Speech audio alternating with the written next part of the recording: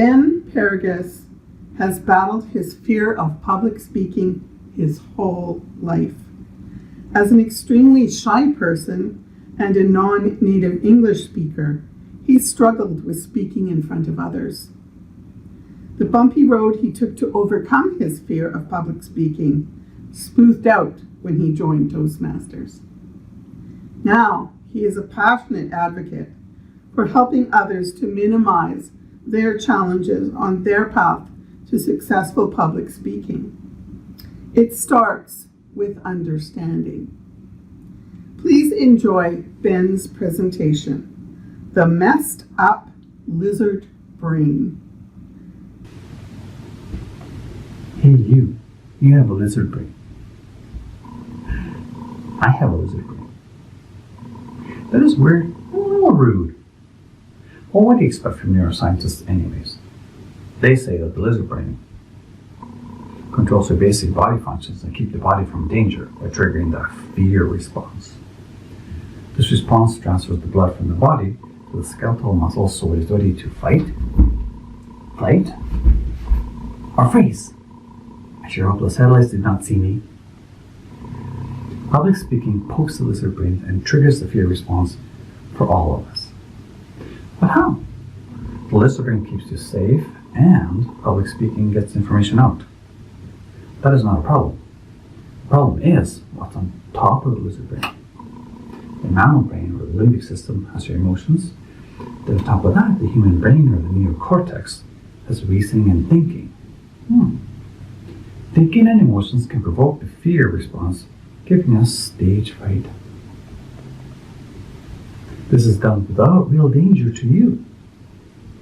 Solution: to stop the fear of public speaking, stop thinking and feeling.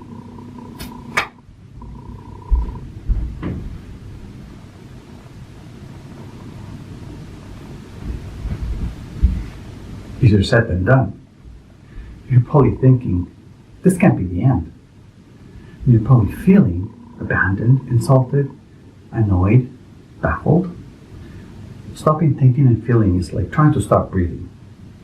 Not going to happen. Let's look at our thinking and you'll see how messed up we really are. From an early age, we've been taught to think in a particular way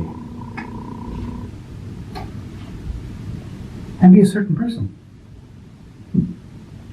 Society teaches what is right and wrong. The thinking that is universal, though, is belonging. Humans are social creatures. We need to belong to a family or a group. We need to fit in, be accepted, be liked. Not fitting in is wrong. It is failure. Social scientists say we will face peer punishment. This drive to belong gives us a fear of peer punishment, which causes some serious issues for the poor lizard brain and forces us to live in the past. Living in the past simply means the events that have happened in the past, we project into the future, then we live the present, expecting the past to repeat itself. This is useful sometimes, but not always. If you see the heating element on the stove red, you think of the past when you touched the hot element, it hurt you. You will not touch it in the present. This is good for the lizard brain. Living in the past makes you put people and situations in a box. This kind of situation will embarrass me. These kinds of people will hurt me. These kinds of people will help me. These kinds of people will always mess up my latte. Putting people and situations in boxes gives us our prejudices and biases. The bad news is, we all do it. You're judging me right now. You already have me placed in a box. We all build a story based on what has happened in the past. Here's an example. Joe was walking down the hallway and said, "Hi, Ben." Well, that is not what I heard. I heard, "You ugly, stupid excuse for a person." Whoa. My stories were seriously acting up. Joe's a good-looking guy. I put good-looking people in an enemy box because one good-looking person in my past made me feel ugly. He was also the smartest guy in my math class. I put smart people in an enemy box because when I was young, I got a math mark of 97% on my exam. I was so happy until a super smart person I looked up to said, "You got 3% wrong. You're lazy. You're stupid. You'll never amount to anything."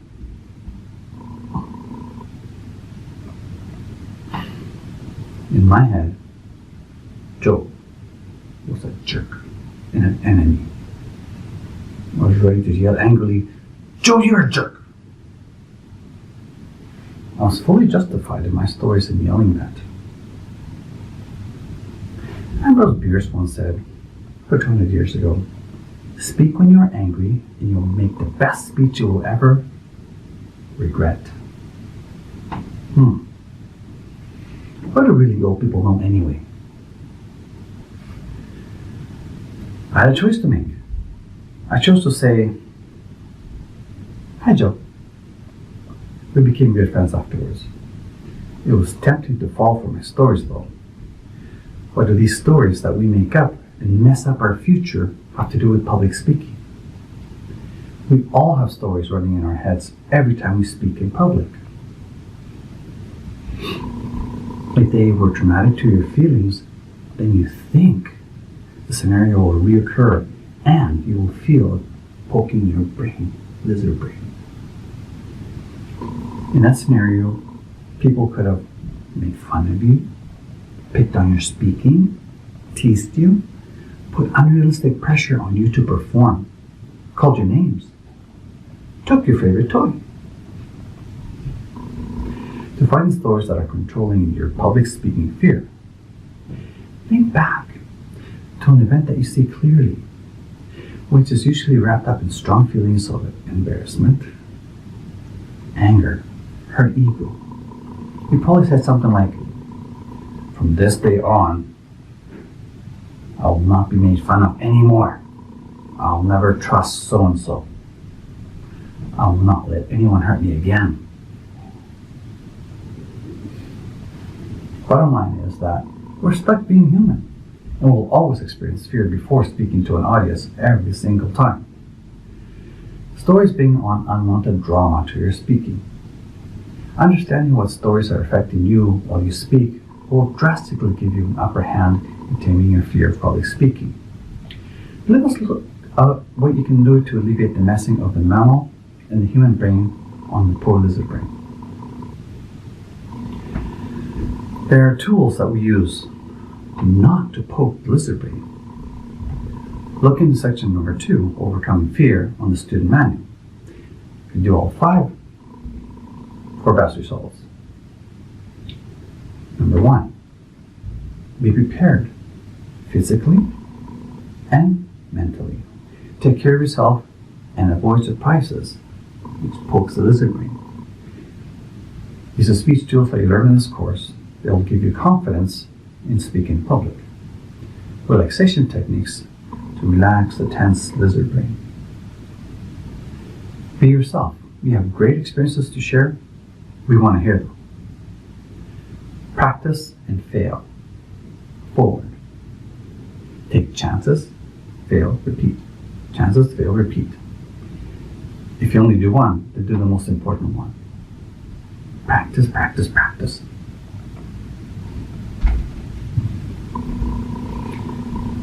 Maybe the neuroscientists do know something. Lizards are lucky. They do not have a messed up brain.